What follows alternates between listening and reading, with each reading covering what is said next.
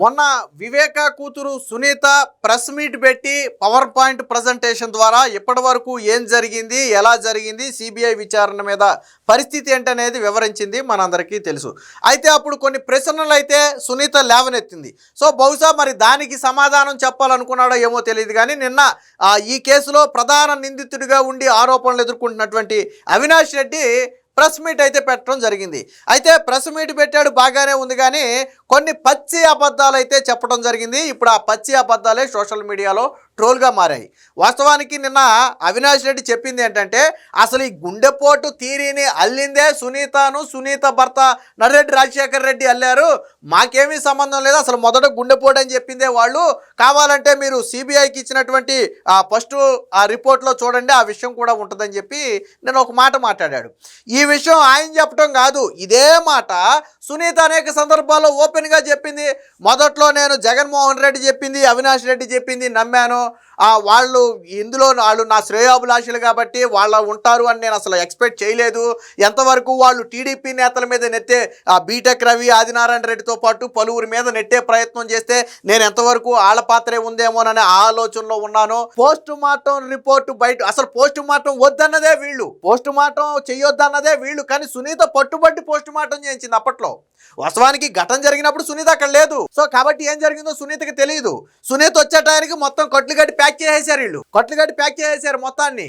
తర్వాత Sunitha post mortem వద్దంటే, Sunitha post mortem చేయాలని పట్టుబడితే అప్పటి ప్రభుత్వం చంద్రబాబు గారు సీరియస్గా దీన్ని పోస్ట్ మార్టం చేయాలని ఆదేశాలు జారీ చేస్తే అప్పుడు బయటకు వచ్చింది ఈ గొడ్డలపోటి కథ, అప్పుడు బయటకు వచ్చిన ఈ ఫోటోల కథ. సో సునీత చెప్పింది కూడా అదే. మొదట్లో నేను ఎక్స్పెక్ట్ చేయలే, అసలు పోస్ట్ మార్టం రిపోర్ట్లో ఇలా వచ్చే వరకు కూడా నేను దీన్ని గుండెపోటుగానే భావించా, వాళ్ళు చెప్పిందే నేను నమ్మానని చెప్పి సునీత ఓపెన్గా చెప్పింది. అలాగా కానీ గుండెపోటుని మొదట ప్రచారం చేసింది ఎవరు? గుండెపోటు అనే విషయాన్ని మొదట బాహ్య ప్రపంచానికి పరిచయం చేసింది సాక్షి టీవీ. సాక్షి టీవీయే పరిచయం చేసింది. సరిగ్గా 7:12 ఆ రోజు వివేకానంద రెడ్డి గుండెపోటుతో చనిపోయారని సాక్షి టీవీలో తొలిసారిగా ప్రచారం చేశారు. దీని మీద సిబిఐ విచారణ కూడా చేసింది. అసలు మీకు ఆ సమాచారం ఎవడిచ్చాడనేది సిబిఐ విచారణ కూడా చేసింది. అప్పుడు దాకా అసలు అది చంద్రబాబు గారు కూడా చెప్పారు. ఆయన కూడా నేను మొదట్లో గుండెపోటే అనుకున్నానని ఇటీవల 2 రోజుల క్రితం ఒక మీటింగ్లో మాట్లాడుతూ, అంటే నేను ఆ రోజుల్లో ఎంత అమాయకంగా ఉన్నానంటే, వాళ్ళందరూ గుండెపోటు అంటే నేను వివేకానంద రెడ్డి నిజంగానే గుండెపోటుతో చనిపోయాడేమో, అయ్యో పాపం అనుకున్నాను. కానీ తర్వాత గొడ్డలపోటు అని తెలిసింది. మన్నాడే నా చేతిలో ఒక కత్తి పెట్టి నరాసుర రక్త చరిత్రని రాశారు వాళ్ళు అని చెప్పి చంద్రబాబు గారు చెప్పారు మొన్న. సో ఈ విషయం సునీత గతంలో కూడా చెప్పింది. మొదట్లో జగన్మోహన్ రెడ్డిని నమ్మింది, అవినాష్ రెడ్డిని నమ్మింది, వాళ్ళ తరపు మనుషులందరినీ నమ్మింది, భారతీ రెడ్డిని నమ్మింది, అందరినీ నమ్మింది. కానీ సునీతకి ఎప్పుడు అనుమానం వచ్చిందో తెలుసా? జగన్ సీఎం అయిన తరువాత కూడా ఎలాగా అవినాష్ రెడ్డి మీద లేదా దీన్ని సిబిఐ విచారణకి ఇద్దామంటే అప్పుడు జగన్మోహన్ రెడ్డి బయటపడ్డాడు. ఇప్పుడు నువ్వు కన్నా దీన్ని ఆ విచారణకు ఈ విచారణకి ఇస్తే అవినాష్ రెడ్డి అంటే అప్పటికి తెలుసు కదా, జగన్మోహన్ రెడ్డికి తెలీదా దీంట్లో కర్త కర్మ క్రియ ఎవరో. అవినాష్ రెడ్డికి ఏమవుద్ది, ఆల్రెడీ 4 కేసులు చేతకు ఇంకో కేసు అవుద్ది, అవినాష్ రెడ్డి బీజేపీలోకి వెళ్ళిపోతాడు, చేసేది ఏముంటుందని చెప్పి మాట్లాడితే సునీతకు అప్పుడు బల్బు వెలిగింది. ఓహో, ఈ గూడు పొటానీలో వీళ్ళంతా కలిసికట్టుగా ఉన్నారు, నాకు ఒక్కదానికే విషయం తెలీదు, వీళ్ళందరికీ విషయం తెలుసు అని చెప్పి సునీత అప్పుడు రియలైజ్ అయ్యి అప్పుడు కోర్టులకు వెళ్ళటం మొదలుపెట్టి తర్వాత ఈ విచారణను సిబిఐకి ఇచ్చే వరకు తీసుకెళ్ళింది కూడా సునీతనే. వాస్తవానికి మొదట సిబిఐ విచారణకి ఎందుకు ఇవ్వవు చంద్రబాబు అని ప్రశ్నించింది జగనే. తర్వాత జగన్ రాగానే సిబిఐ విచారణ అవసరం రాలేదు అని కోర్టుకు రాసింది కూడా జగనే. కానీ సునీత పట్టుబట్టడంతో సిబిఐ విచారణకు వచ్చింది, అది వేరే విషయం. కానీ దీన్ని ఏదో కొత్తగా సునీతే చెప్పింది. మొదట గుండెపోటు హత్య జరిగినప్పుడు సునీత ఉందా, మీరు కొట్లేసేటప్పుడు సునీత ఉందా, రక్తం క్లీన్ చేసేటప్పుడు సునీత ఉందా? ఎప్పుడుందో సునీత? లేదు కదా. మీరు చెప్పారు గుండెపోటు అని సునీతకి చెప్పింది ఎవరు? మీరు. సునీత పిచ్చదానిలాగా నమ్మానని చెప్పి అనేక సందర్భాల్లో ఓపెన్గా చెప్పింది.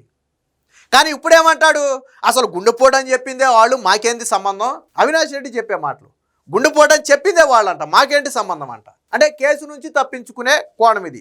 జగన్మోహన్ రెడ్డి ఏమన్నాడు, అసలు ఫస్ట్లో మా కేసుకు మాకు సంబంధం లేదన్నాడు. తర్వాత అవినాష్ రెడ్డి నా 2 కళ్ళ లాంటి వాళ్ళు, ఒక కన్ను ఇంకో కన్ను ఎందుకు పొడుచుకుంటుందని చెప్పి ఏదో కళ్ళ తీరి చెప్పాడు అసెంబ్లీలో. ఆ తర్వాత విచారణకు సిబిఐ అధికారులు విచారణకు వస్తే రాష్ట్ర పోలీసులను అడ్డం పెట్టుకుని అవినాష్ రెడ్డిని అరెస్టు కాకుండా అడ్డుకున్నాడు జగన్మోహన్ రెడ్డి.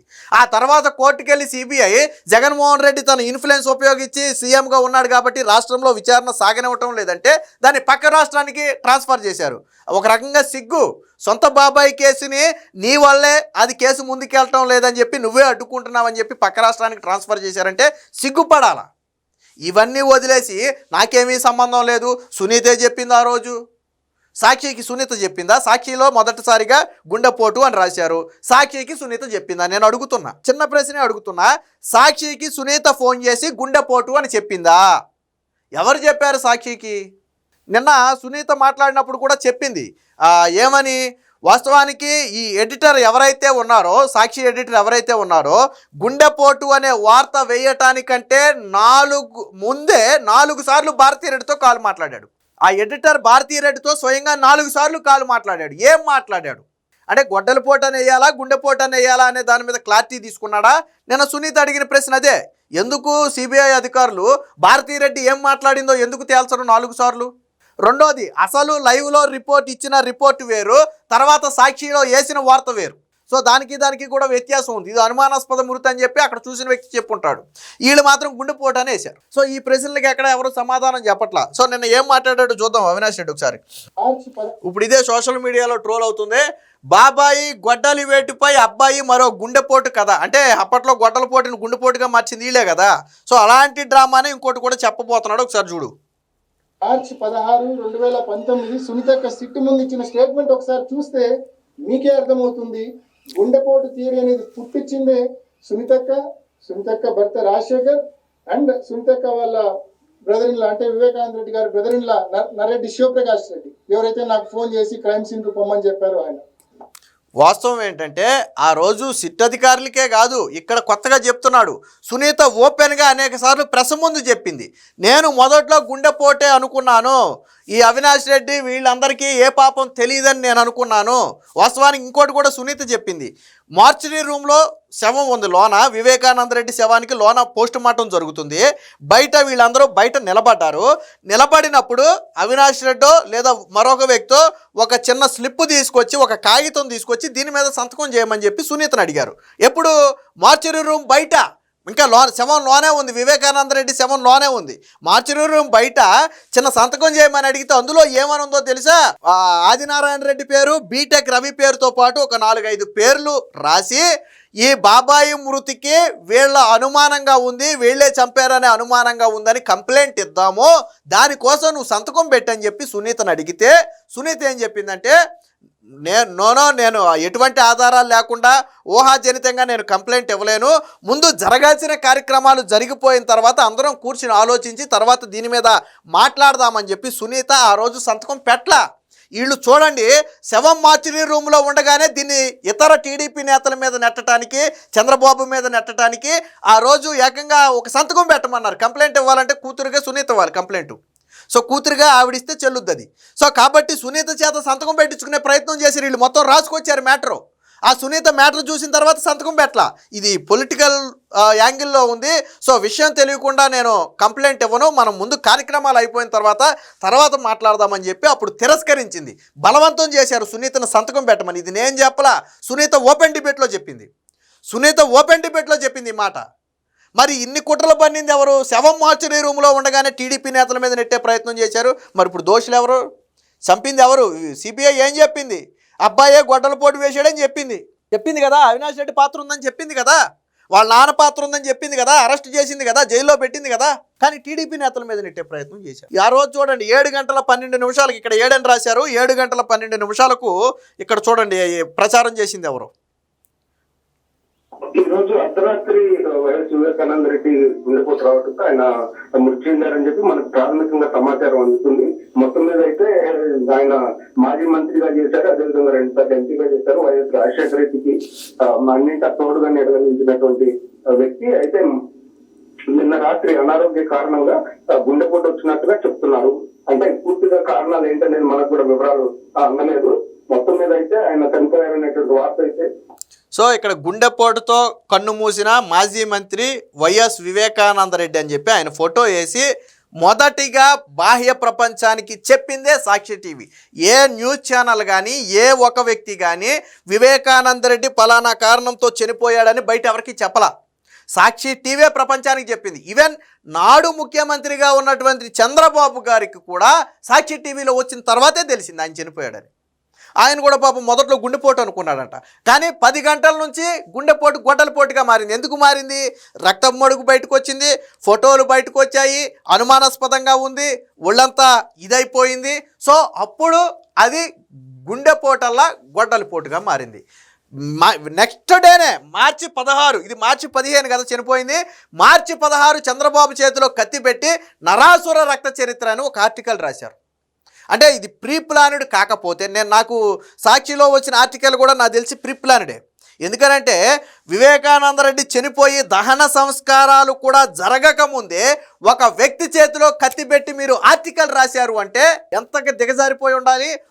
గుండెపోటు అని చెప్పింది మీరే, గొడ్డలపోటు అని మీరు ఆర్టికల్ రాసింది మీరే, చంద్రబాబు చేతిలో గొడ్డలు పెట్టి రాశారు అంటే ఆల్రెడీ వివేకానంద రెడ్డిని చంపేయటం ఖాయం. ఒకవేళ గుండెపోటుగా మొత్తం ముగిసిపోతే ఓకే, తెర వెనక ఎవరికి తెలియకుండా. లేదు గుండెపోటు కాదు గొడ్డలిపోటు అని బయటకు వస్తే చంద్రబాబు ఫోటో వేసి ఆర్టికల్ రాసేయాలి.